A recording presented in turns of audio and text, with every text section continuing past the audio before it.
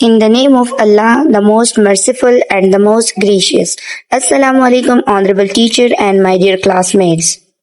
This is me, Tamjeed Fazal from class 10A. I hope you all are doing well. Today, I am going to present a presentation on the topic electrical resistance and resistor. I hope you will understand it. Before starting the lecture, let's watch a short animation related to our topic that explains the topic in a simple and easy to understand way.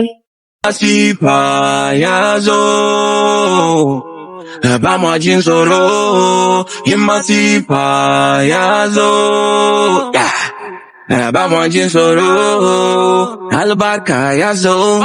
we on the road. Now we this they go.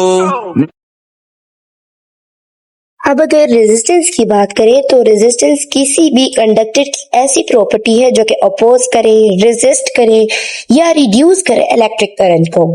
इसकी वजह से हमारे पास amount of current जो है उनमें reduction काज होती है, मतलब वो कब होता है जब किसी कंडक्टर में चार्जेस या इलेक्ट्रॉन्स फ्लो करते हैं तो वो आपस में कोलिजन करते हैं। कोलिजन की वजह से उनके जो वेलोसिटीज हैं उनमें डिक्रीज आता है। अब जब वेलोसिटीज में डिक्रीज आए हैं तो जाहिर सी बात है उनके फ्लो में भी डिक्रीज आएगा, जिसकी वजह से कम करंट प्रोड्यूस होगा। इसीलिए कंडक्टर जो है वो कुछ रेजिस्टेंस ऑफर करता है to the flow of current. According to Ohm's law, resistance जो है वो वोल्टेज और करंट का रेशियो है, मतलब जब वोल्टेज ज्यादा होगा तो कोलिजन ज्यादा होगी इलेक्ट्रॉन्स की। कोलिजन की वजह से वेलोसिटीज में डिक्रीज ज्यादा आएगा, जिसकी वजह से इलेक्ट्रॉन्स या चार्जेस का फ्लो कम होगा तो करंट कम प्रोड्यूस होगा और रेजिस्टेंस ज्यादा। रेजिस्टेंस का यूनिट ओम है, जिसकी रिप्रेजेंटेशन ग्रीक लेटर ओमेगा से होती है। कुछ फैक्टर्स हैं जो कि हमारे पास रेजिस्टेंस को इफेक्ट करते हैं। लेंथ के साथ रेजिस्टेंस का डायरेक्ट रिलेशन है। जब लेंथ ज्यादा होगा तो हमारे पास इलेक्ट्रॉन के ट्रेवल के लिए पाथ ज्यादा होगा, तो मोर अपोजिशन होगी, जिसकी वजह से रेजिस्टेंस भी ज्यादा होगा। अब अगर हम एरिया की बात करें तो जब हमारे पास थिक वायर होता है तो उसमें इलेक्ट्रॉन्स के फ्लो के लिए जो है वो स्पेस ज्यादा होती है, तो अपोजिशन कम होता है। लेस अपोजिशन की वजह से हमारे पास रेजिस्टेंस भी कम होगा, इसलिए इन दोनों का आपस में इनवर्स रिलेशन है। मटेरियल भी एक फैक्टर है जो कि रेजिस्टेंस को इफेक्ट करता है। अब इसके लिए हम मटेरियल्स की एक प्रॉपर्टी पढ़ते हैं जिसको हम रेजिस्टिविटी कहते हैं। It is the opposition to current due to the material itself. Suppose हम दो वायर्स ले लेते हैं, एक आयरन वायर और दूसरा हम कॉपर वायर ले लेते हैं। दोनों का जो लेंथ है और एरिया है वो सेम है, मतलब थिकनेस जो है उन दोनों की सेम है।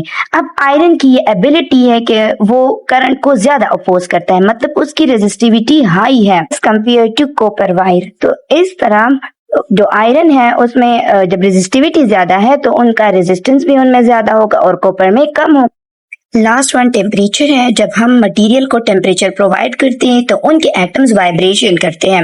वाइब्रेशन की वजह से वो कोलिजन भी करते हैं, जाहिर सी बात है, तो उनके वेलोसिटीज में डिक्रीज आता है। इसी तरह चार्जेस का फ्लो रिड्यूस होता है, एज अ रिजल्ट रेजिस्टेंस जो है वो इंक्रीज हो जाता है।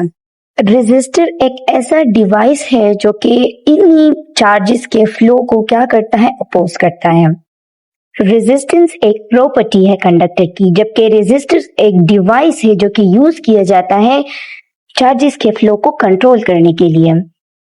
अब ये चूंकि एक डिवाइस है तो इसके डिफरेंट यूजेस है। फर्स्ट वन क्या है, कंट्रोल करता है इलेक्ट्रिक करंट को। दूसरा, हमारे पास जो कंपोनेंट्स है उनको डैमेज होने से बचाता है। थर्ड वन है कि इलेक्ट्रिकल सर्किट्स में हमारे पास वोल्टेज को कंट्रोल करता है। रेजिस्टर जो है वो हीट प्रोड्यूस करता है। अब वो कैसे, तो रेजिस्टेंस की वजह से जिन चार्जेस या इलेक्ट्रॉन्स ने कोलिजन की थी तो उनकी इलेक्ट्रिकल एनर्जी जो है वो हीट एनर्जी में कन्वर्ट हो जाती है। एज अ रिजल्ट जो रेजिस्टर होता है वो गर्म हो जाता है। Finally, I would like to express my special thanks to my respected teacher for her guidance and support throughout this presentation. Thank you ma'am.